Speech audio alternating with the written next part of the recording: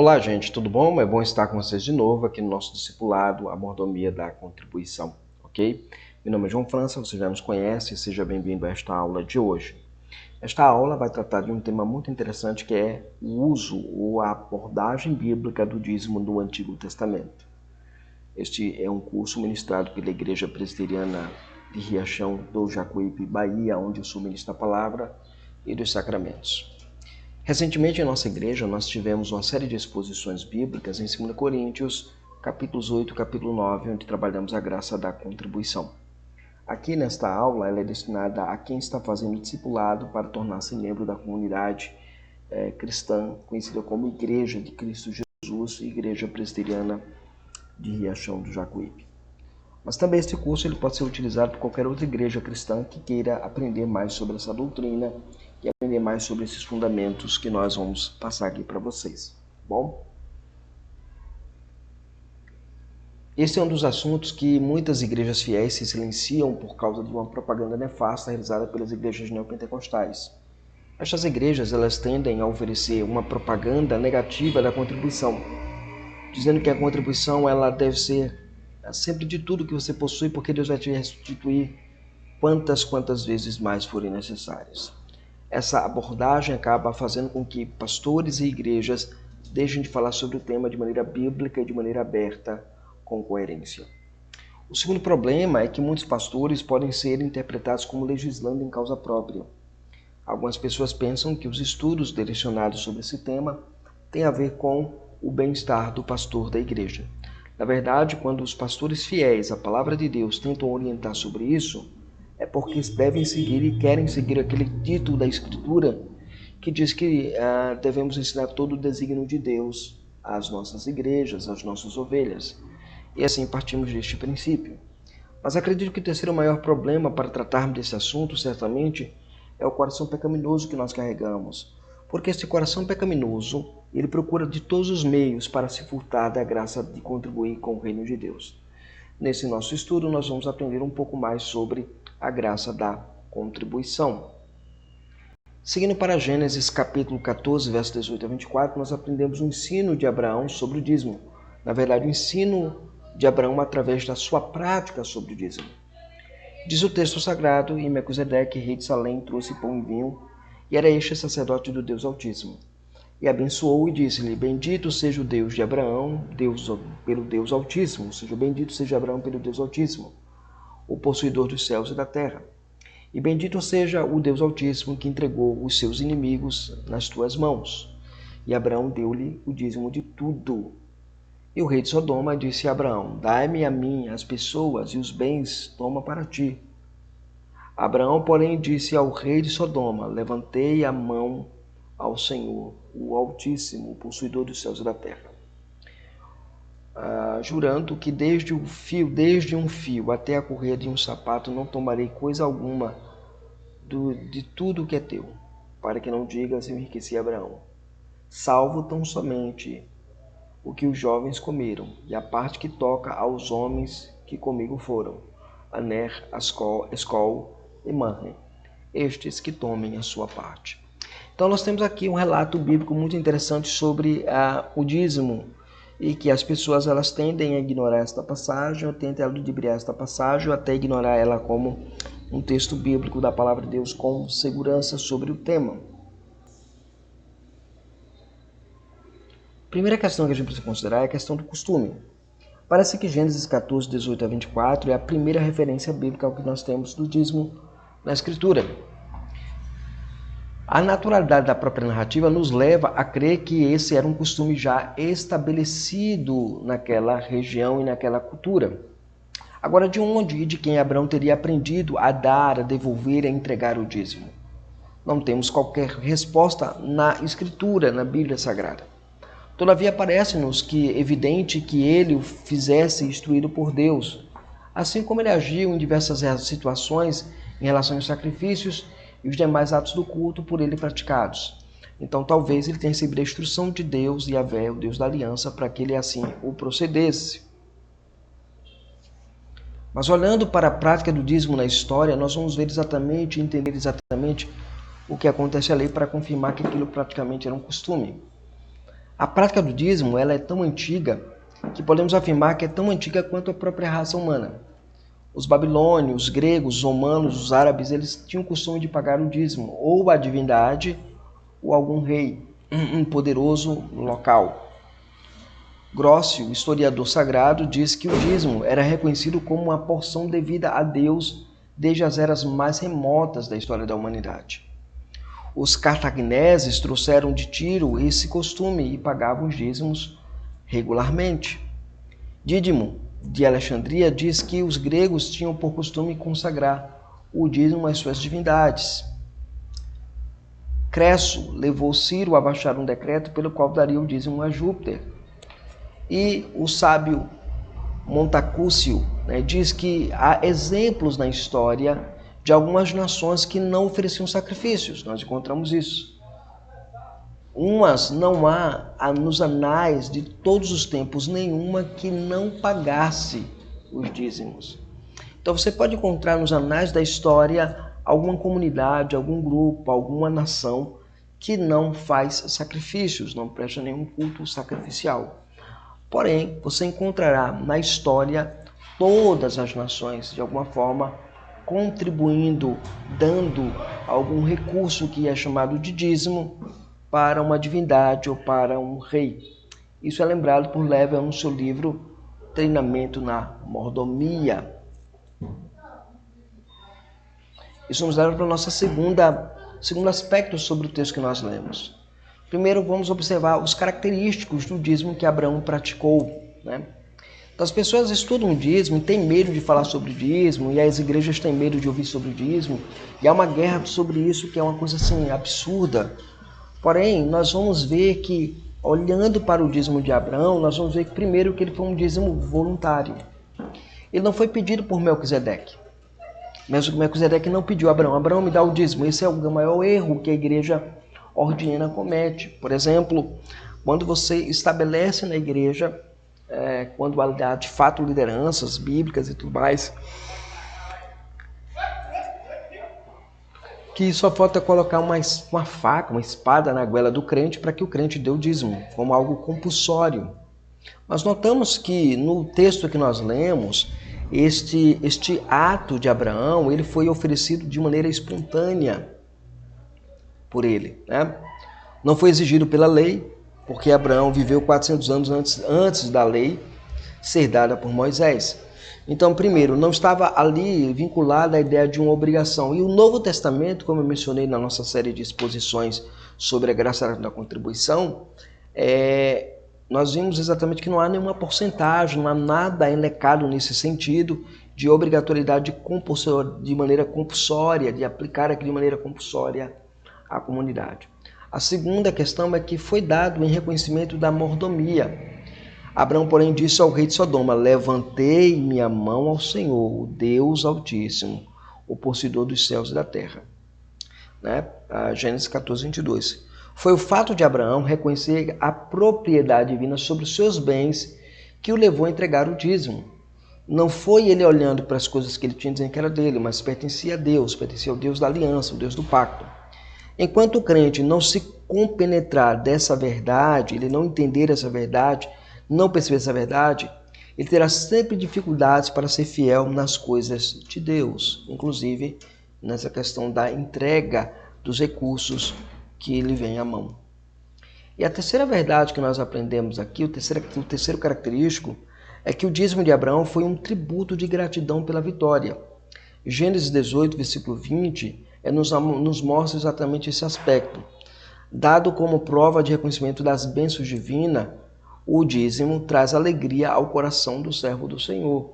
É quando ele decide, de fato, Deus me deu vitória, Deus me deu suprimento, Deus me deu vitória nessa situação, Deus me fez resolver esse dilema e agora eu vou me tornar um servo fiel, inclusive em devolver a ele uma parte daquilo que eu recebo. Um outro característico é que esse dízimo foi um ato de adoração. Ele foi entregue ao sacerdote do Deus Altíssimo, diz o texto sagrado. Aquele que representava o próprio Deus. Quando o dízimo é entregue em espírito de culto e de adoração a Deus, ganha um profundo significado para a nossa alma e para a nossa prática piedosa. Como os sacrifícios de cheiro suave no culto do Antigo Testamento, constitui-se o motivo de bênção espiritual ao nosso coração. Então, o fato de Abraão entregar o dízimo a um sacerdote aponta o local da entrega dizimal. É o culto público, é o culto de adoração, é o momento da adoração. Igrejas há que não tiram suas ofertas e sua contribuição no ambiente litúrgico. Respeito a essas igrejas que assim procedem. Porém, me parece que o texto bíblico, a indicação do que o texto de Abraão propõe para nós, nos ensina que o caminho é que isso seja retirado no culto. Lá está um sacerdote, ali no qual ele vai apresentar este ato de adoração. E aqui o quinto característico do dízimo que Abraão praticava é que notemos que ainda Abraão foi muito abençoado por Deus, tanto material como espiritualmente. Essa é a experiência através dos séculos dos que têm sido fiéis a Deus no dízimo.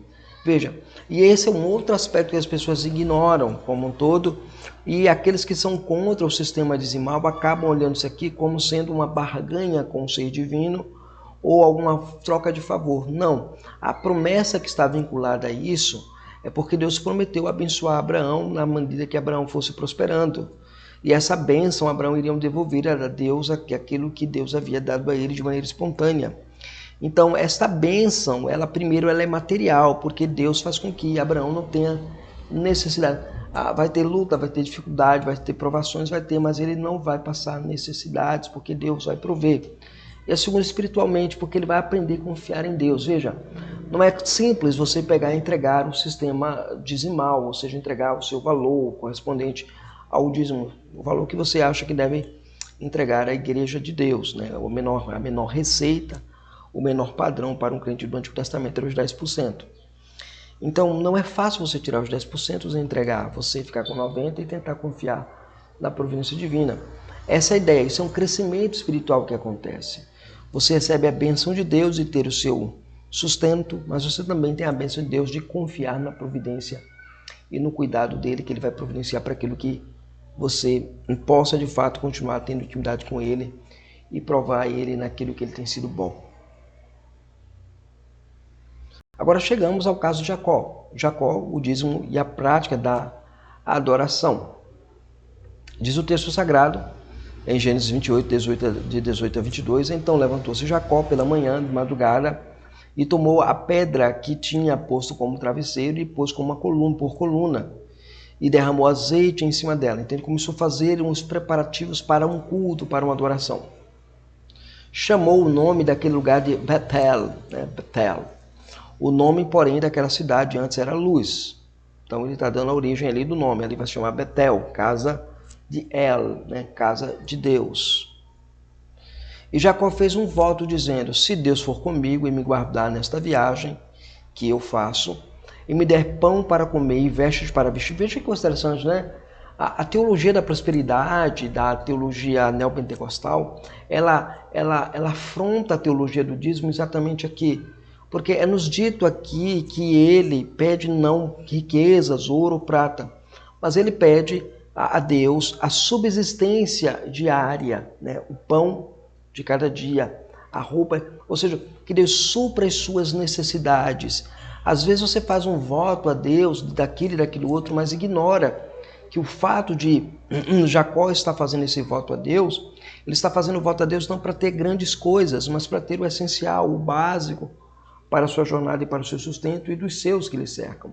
Assim, Paulo vai ensinar lá no Novo Testamento que devemos estar contentes com tudo que nós possuímos. E isso é um ponto que a gente precisa sempre estar ponderando e pensando.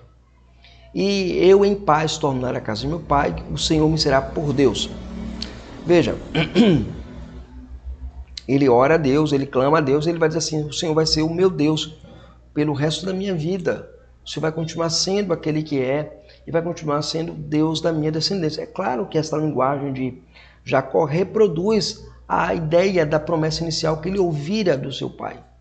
A promessa de que Deus havia, de fato, de dar um descendente, e ele seria o Deus dos pais e o Deus dos filhos.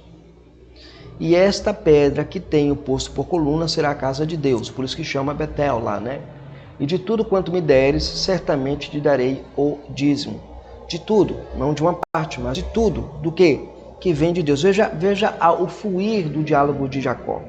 E Jacó reconhece que tudo que ele tem é de Deus e que ele vai devolver para Deus é uma pequena porcentagem daquilo que Deus tem dado a ele. Gênesis 28, 18 a 22. Muito bem. Então vamos ver a prática do dízimo a partir daqui. Primeiro nós temos o dízimo e a adoração. Veja, é o mesmo elemento que você encontra com Abraão, né? O dízimo de Jacó apresenta as mesmas características do dízimo de Abraão. Primeiro, ele foi voluntário, não foi compulsório, ele não foi obrigado a fazer aquilo. Ele foi dado como expressão do reconhecimento de sua mordomia, ou seja, daquilo que ele administrou, daquilo que ele recebeu, daquilo que ele ganhou. Foi ofertado por gratidão a Deus, ou seja, ele é dado como resposta à bondade que Deus tem demonstrado a Jacó durante toda a sua jornada que ele tem feito ali. Note que você percebe que nesta passagem você verá que Deus ele confirma a sua graça na vida de Jacó. Jacó vê que certamente Deus está ali presente com ele na visão da escada. E ele faz essa promessa a Deus através de um altar que ele erege, que ele levanta, né, que ele coloca lá, assim que ele ergue esse altar. Ao erguer este altar, ele chama aquele local agora de Betel, né, ou seja, a casa de Deus, onde Deus está presente. E o fato dele assim fazer, ele o faz em ato de gratidão, mas também como um ato de adoração. Ele adora o Senhor naquele contexto. Então, o fato de o dízimo de Jacó se revestir das mesmas características do dízimo de Abraão, demonstra claramente que ele havia recebido no lar de seu pai as instruções cuidadosas sobre este assunto. Tudo o que ele faz e toda a fala dele, o diálogo dele com o voto em relação a Deus, é resultado do que ele havia aprendido no lar. Então nós aprendemos aqui que feliz é o lar em que os pais instruem seus filhos nos deveres religiosos mais sagrados. Os que aprendem desde a infância a contribuir liberalmente para a propagação do Evangelho não terão dificuldades em fazê-lo quando crescerem, quando forem grandes, quando forem adultos. Segundo, ainda o Jacó e o dízimo e a prática da adoração, nós temos também o dízimo e a própria experiência religiosa. Notemos que o voto de dar o dízimo foi feito por Jacó logo depois de uma profunda experiência religiosa, a visão da escada, né? Ele via a escada que tocava descia do céu à terra e os anjos subindo e descendo sobre essa escada. O Novo Testamento vai falar que essa escada é uma referência à pessoa de Cristo. Cristo vai falar sobre isso quando está dialogando com Pilatos, né? Que eles veriam o Filho do Homem nos céus e os anjos descendo e subindo sobre ele. Interessante que essa linguagem que ele remete a esse texto de Gênesis 28. Veja, e também o despertamento na vida religiosa traz sempre uma nova disposição de cooperar materialmente na extensão do reino de Deus. Jacó, ele percebeu que Deus estava com ele, e ele fez o voto para que Deus continuasse com ele, e em resposta a isso ele decidiu contribuir ou devolver a Deus aquilo que Deus tem dado a ele de maneira generosa. E também uma piedade que afeta somente o coração, ele não atinge também o bolso. Essa piedade ela é superficial e ela é efêmera, ou seja, ela é passageira. Ou seja, eu preciso de uma piedade, de uma santidade, de um compromisso, de ser um crente que afete não apenas aquilo que eu digo que é o meu coração, mas que também possa colocar à disposição do reino os meus recursos para a glória de Deus somente. Terceiro, o dízimo e a bênção de Deus. Também convém ainda salientar que Jacó foi grandemente abençoado por Deus, como seu pai recebeu bênçãos materiais e espirituais. Confirma-se assim a verdade que Deus não falha em relação aos que lhe são fiéis. Dois exemplos que temos de dízimo oferecido antes da lei, o primeiro feito por Abraão e depois por Jacó, servem para demonstrar a nós que essa prática era comum entre os servos de Deus desde os primórdios da raça humana. Isso serve também para mostrar o quanto é estimulante você perceber que isso está na vida da igreja, que está na vida do crente, está na vida de todo aquele que professa ser cristão. Eu quero concluir o nosso estudo dizendo que nesse estudo nós vimos que a prática da contribuição esteve presente na vida dos patriarcas do Antigo Testamento. O contribuir com a igreja de Deus é sinal de que Deus tem nos dado uma espiritualidade que vai além da materialidade dos bens que nós possuímos. Deus abençoe. Nós nos vemos na nossa próxima aula para a glória de Deus.